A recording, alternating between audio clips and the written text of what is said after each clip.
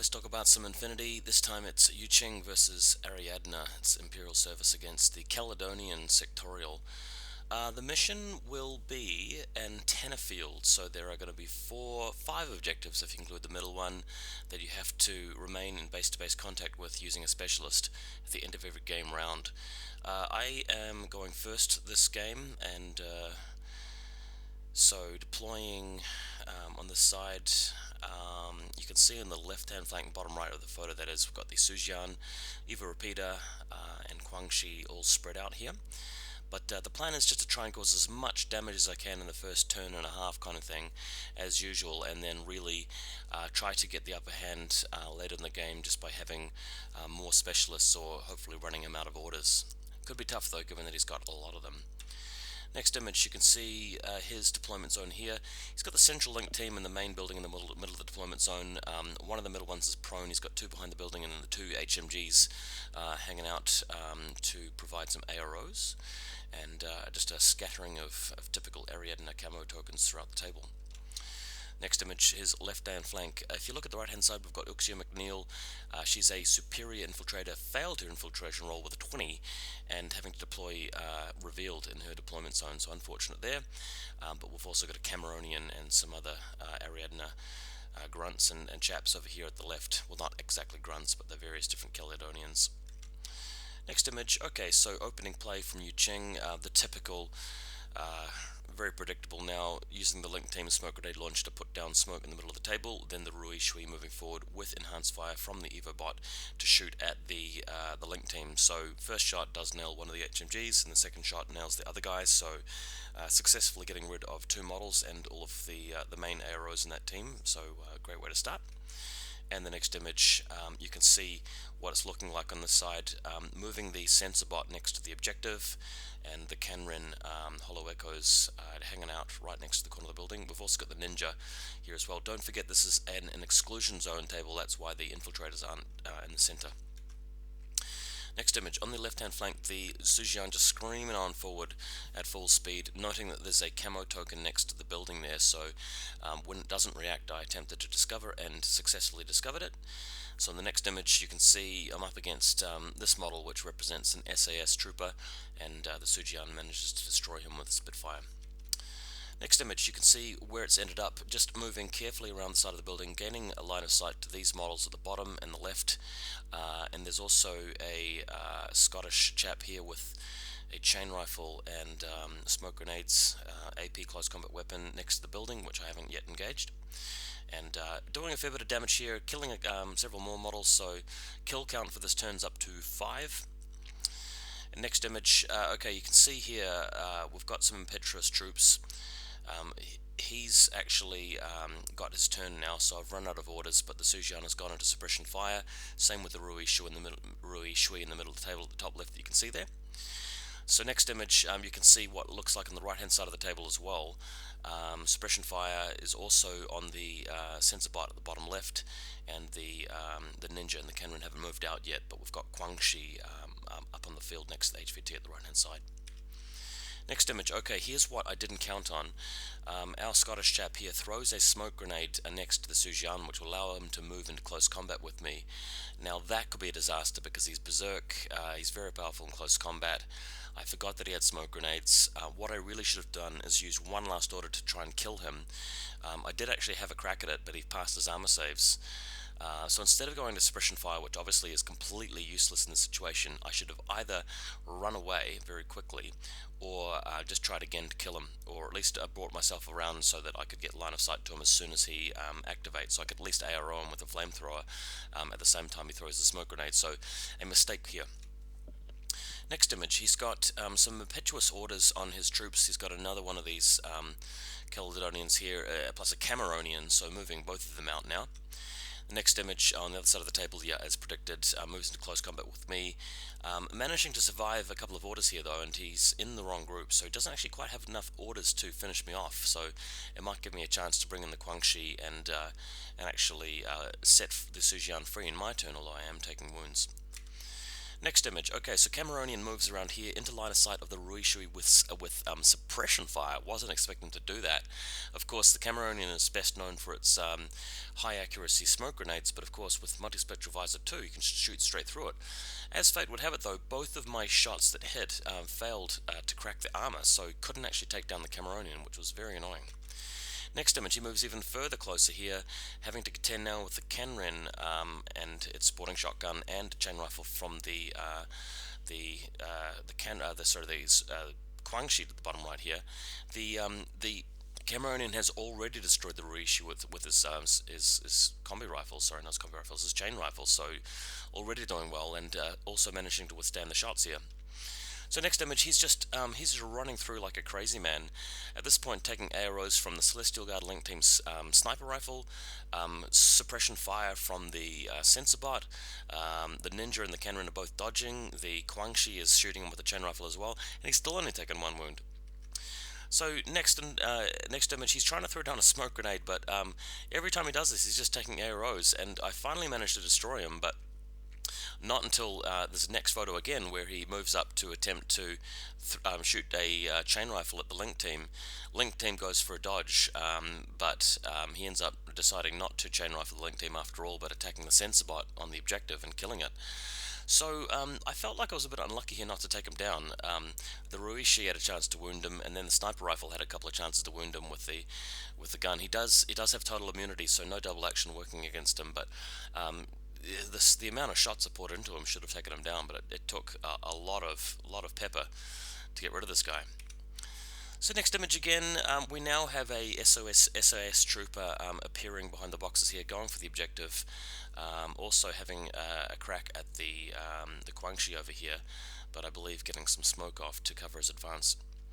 So next image, actually no smoke, he just moves up next to the objective and fights off the Quangshi. So because it will be the end of the first game round, he'll start to score points because he's eliminated my guy on my objective.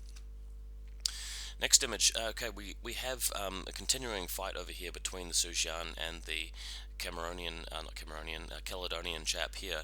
I'm now down to no wound incapacitation, but managing to survive. What I should have done here is I attempted to dodge against his normal berserk roll. I should have just attacked, knowing that I was going to get attacked anyway, so that would have given me the chance to put some damage on him and prevent him from doing any further attacks, but again, another mistake, so game just not going very well. Next image again. Okay, so we've got this other Caledonian chap here behind the boxes, another chain rifle Highlander type dude. I can't remember the names of the individual models in this faction, so you'll have to forgive me for that. Alright, on to another image. This is a view of his deployment zone. He's still got a number of camo tokens remaining, particularly this one on the left hand side on the building. It's not prone, so it could be some sort of ARO capable camo token. Alright, on to the next image. We've got the Kenren, who regenerates his hollow echoes at the start of the turn because he's no longer in line of sight of any opponents, but the tough problem is going to be getting around there and killing the SAS trooper who's got camouflage with the boarding shotgun here. So next image, Quangshi moving further up here to engage our berserker friend in close combat. Because he's assisted by the Sujian, it'll allow me to throw 2 dice and kill him, but as luck would have it, even with 2 dice, wasn't able to beat this guy in close combat and losing the Quangshi. Even though I've got Dogged as well, had a couple of goes at it and still didn't manage to do it. I just lost completely. Alright, next image, more Quangshi coming around the corner here. The plan is just to move through and hit that SAS trooper with a chain rifle. He's pretty good at dodging though, so that might be the complication. Next image as well, here, so moves around the corner with the Quangshi, fires the chain rifle, the SAS dodges and gets back around the corner, so that actually makes it harder for me to shoot him with the Kenren now, so didn't think of that.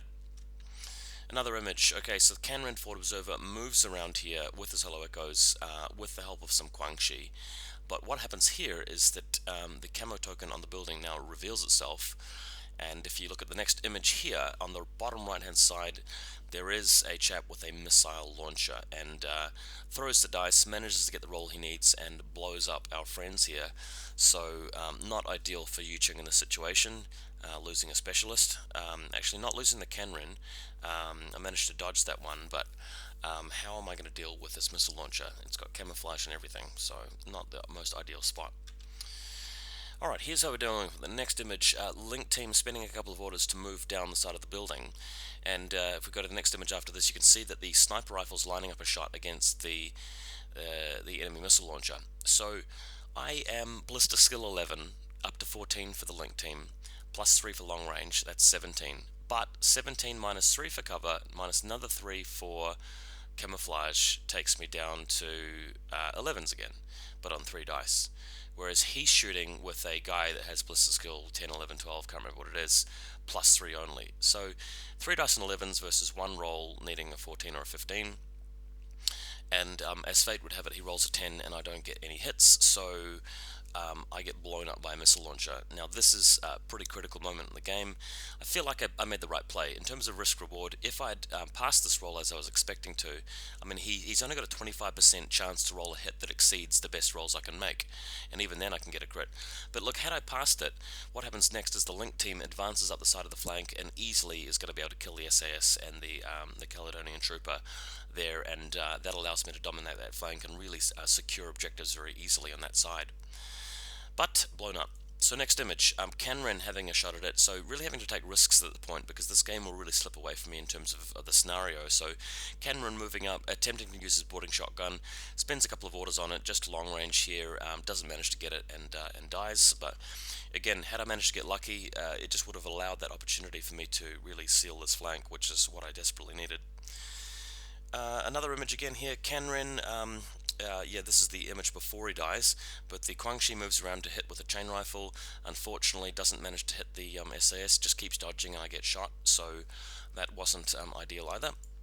Another image, okay, so given that I'm in so much trouble here, the ninja is now moving along here. He has to avoid this highlighted lasered line here, so cautious moving past that just to get to the objective on the other side.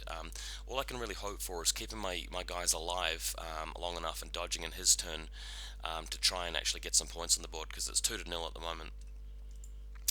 Alright, so next up, next image, you can see the Celestial team have broken up. The objective on my deployment zone is controlled by a Celestial Guard Fort Observer, and on the left-hand side, it's a Ninja.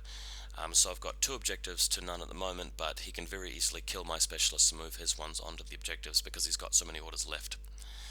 Alright, next image again. He's now got this trooper moving over here, just aiming to throw a smoke grenade at this location where he's put that dice, showing an 8, so that's where the smoke grenade's going to be landing. And next image again, you've got a model here behind the storage crates with a AP heavy machine gun, so as you can see, you can easily just step out behind that cover and shoot at the ninja, which you can see at the top right, which is exactly what he does, easily killing the ninja. Next image, okay, so the objective on the other side has been covered by smoke. He can now move his troopers wherever he needs to. The SAS can get to position, but at this point he's going around the other side to make it really difficult for me. Next image, on this left-hand flank, he's still got a trooper alive here, just gunning his way through the Guangxi. Basically, that's a wounded Caledonian chap at this point, but the Guangxi aren't really in a position to do much damage this game, and they certainly can't score. Alright, another image. Okay, so door to the building opening. We've now got a camo marker appearing. Who could it be? Next image, it turns out to be an SAS trooper moving forward to this objective, which was previously claimed by the ninja, so looks like it'll be quite easy for my opponent to end up with a pretty good score at the end of the game. Next image after that, on the other side, the other objective opposite, also controlled by the SAS trooper, which is able to now get tagged by the Guangxi in my turn. So his turn 2 finishes, he goes to 4-0 in terms of scenario, so it's my turn, impetuous Guangxi moving up to try and have a crack at this guy here with a chain rifle. I can't remember whether that was successful, no. So next image, on the other side of the battlefield, another Guangxi moving forward to attack the SAS trooper behind this objective, but he dodges back, so that's a difficulty. He's passing a lot of dodge checks this game, I must say. Next image again, okay, so this is really quirky. I've got a lieutenant doing nothing, so I decided to spend the free lieutenant token just having a long-range pot shot at the dreaded missile launcher. Hilariously though, with 11s, with Blister 11 on 3 dice at -9, I need 2s, and I happen to roll a crit, whereas he misses. So that means the lieutenant kills him, whereas the sniper rifle and the fully charged Link team didn't manage to do it, which is really ironic. But yeah, maybe I should have just sent the lieutenant in first, but no, I definitely shouldn't have done that. Anyway, clears up this flank for now. So next image, one Quan Chi moving around just to try and take out this SAS trooper. If I can clear him up, then that might make it harder for him to get onto the objective in his final turn. Next image again. We've now got a boarding shotgun forward observer moving up to the central objective. You get bonus points at the end of the game, so the only way I can really win is by preventing him from scoring at the end. Me taking the central objective plus more objectives than him, so that'll give me 4, plus securing his HVT, that'll give me 5 to take the lead, but it'll be really unlikely that I get that. Next image. Okay, so we've got effectively the lieutenant moving through here, shooting his combi rifle and killing the SAS trooper finally, but not managing to kill our Caledonian berserker over here. And next photo again. Okay, so what's happened is that I've got the middle objective, the objective on my side of the deployment zone. If you look at the bottom left, there's a Quan Chi moving just next to his, inconspicuously next to his HVT, hoping that he'll forget about it. So for me to win, I've got to have 3 models survive: Quan Chi, the Celestial Guard in the middle, and the Celestial Guard in my deployment zone. He's got so many models to kill those guys, it's not even funny, so I'm going to have to rely on some extreme luck to be able to come back from this. So next image, the first thing he does is move over with his impetuous trooper and has a firefight with the Celestial Guard. This model's not a specialist, so he won't be able to score from the objective, but he can at least move back to the center to actually kill one of my guys. Next image. Okay, so we've got the guy with the AP heavy machine gun and immediately goes through, takes out the Quan Chi, takes out the Celestial Guards very easily, and that pretty much seals the deal for the game.